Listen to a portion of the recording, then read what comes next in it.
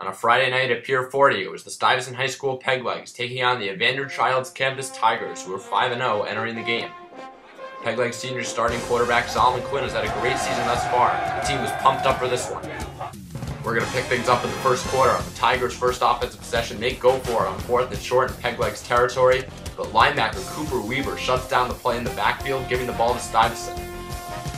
On the Peglegs' second play from scrimmage, it's Quinn throwing down the middle to wide receiver Kyler Chase, who tries to outrun the defense and does. An 83-yard hookup for a Peglegs touchdown, giving Stuyvesant an early 7-0 lead. And on the ensuing kickoff, the good news continues for the Peglegs. And the Tigers return it, and it's a fumble! Stuyvesant falls on it, giving them great field position for their next drive. A few minutes later, it's 3rd and 10 for the Peglegs. Quinn's under pressure, but he dumps it off to Chase, who picks up a huge first down deep into Tigers territory for Stuyvesant. Then, a few plays later, Solomon Quinn over the top to Chase for his second touchdown of the day, and the Peglegs go up 14-0. But the Tigers were quick to strike back. On their very next possession, Robert Smith with a 59-yard touchdown run, blowing by the Peglegs defenders and making the score 14-7. With the Peglegs looking to respond on their next possession, Quinn avoids the rush and takes off down the left sideline, picking up a first down for Stuyvesant, and draws a 15-yard unsportsmanlike conduct penalty on the Tigers for a late hit. But later in the drive, Weaver on the right sideline, trying to fight for some extra yardage, fumbles the football, and it's scooped up by the Tigers, ending the Peglegs scoring threat.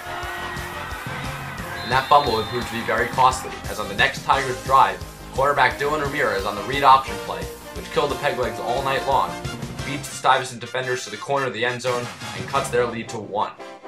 But the Peglegs would respond with a strong rushing attack, as Weaver finds a huge hole up the middle and cuts down the left sideline for a big run. And then the Peglegs would take to the air. Quinn hits Chase out in the flat with a quick pass, picking up a first down. Very next play, it's Chase at work again, this time with the help of his blockers, picking up yet another first down. Chase finished the game with 10 catches, a season high for the Peglegs. And then it's back to Weaver again, who receives a pass from Quinn and goes all the way down the sideline, breaking tackles to the 1-yard line. And then Weaver would finish it off himself, plunging in for a 1-yard touchdown and giving the Peglegs an 8-point lead. But just before halftime, the Tigers would respond as the Peglegs failed to stop their running game. That run right there set up a touchdown, cutting the score to 21-20 at halftime. The Peglegs came out of intermission firing on their first possession. Quinn, rolling out to his right, throws it to Chase, who reaches out over the end zone for the touchdown, giving the Peglegs a 7-point lead once again.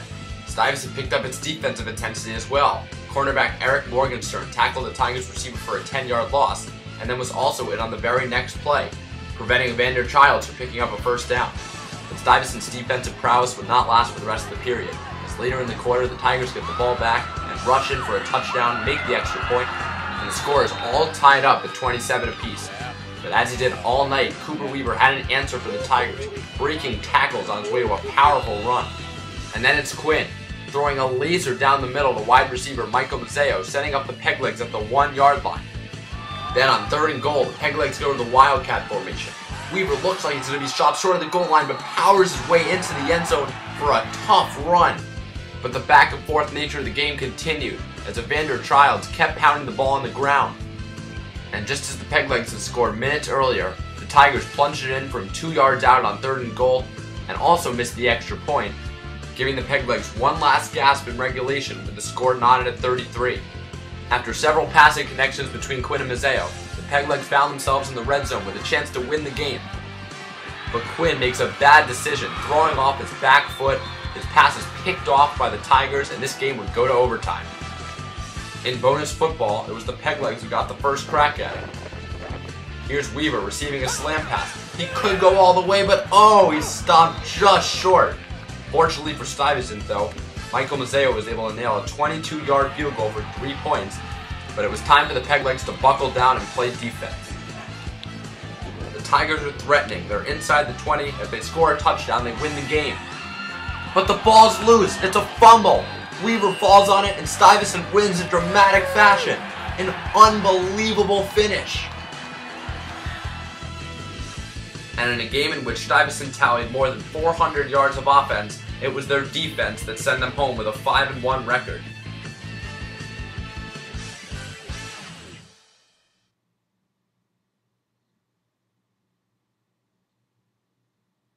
For the Stuyvesant Spectator, I'm Lev Akabas.